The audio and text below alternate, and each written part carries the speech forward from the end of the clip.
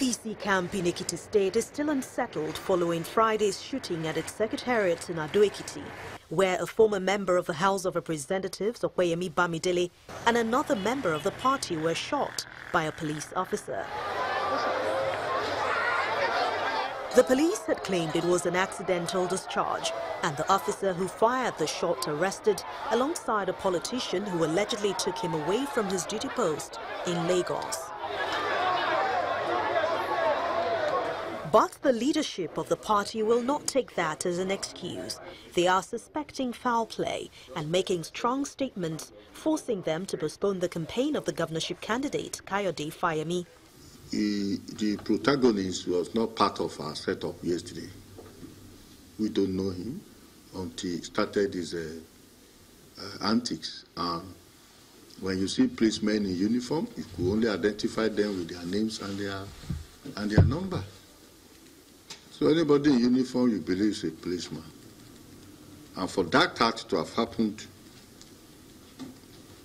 and exhibited by a police officer calls for serious investigation. The ruling party in Ekiti State is also not comfortable with insinuations that the state government may have a hand in the matter. The Special Assistant to the State Government and Public Communications, Larry Olayinka, speaks on behalf of the state government. We don't have hands in violence, and thank God that the police has come out to also clarify that the police officer that was involved in the shooting actually was brought from Lagos, from Mopo 20 in particular, and that they've been trying to hide the identity of the person who brought him, and he was among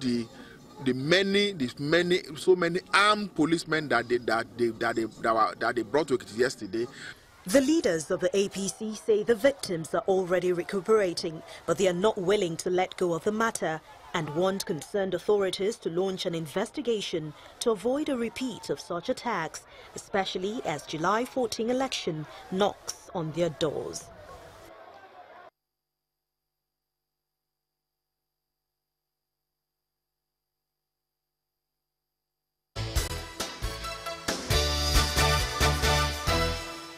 Welcome back. Well, to shed light on, get updates as well on what is going on in Ekiti about that shooting. We've got Senator Ayo Arishe here with us. He's a member of the APC. Thank you for coming on this morning.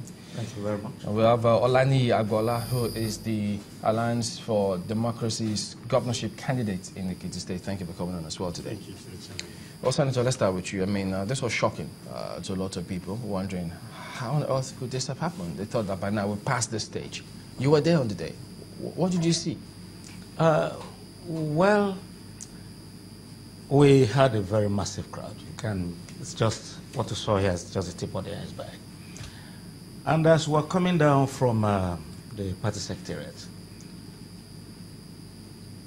we had a bunch of these bad boys, I would say, trying to get into the crowd, particularly with the VIPs.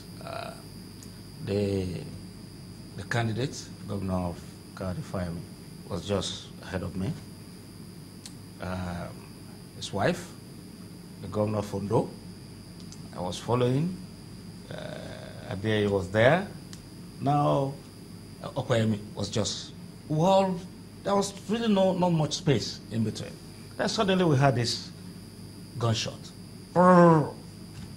And, well, I first saw somebody dropped.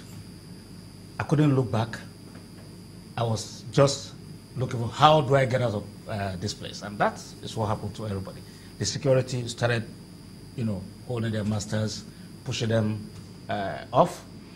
It was a complete pandemonium. There was nothing anybody could do within the seconds to recognize who actually dropped.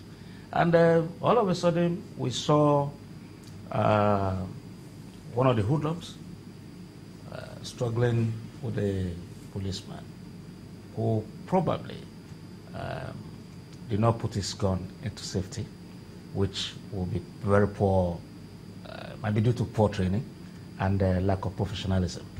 But I still saw that the gun was face down. That is what saved the day.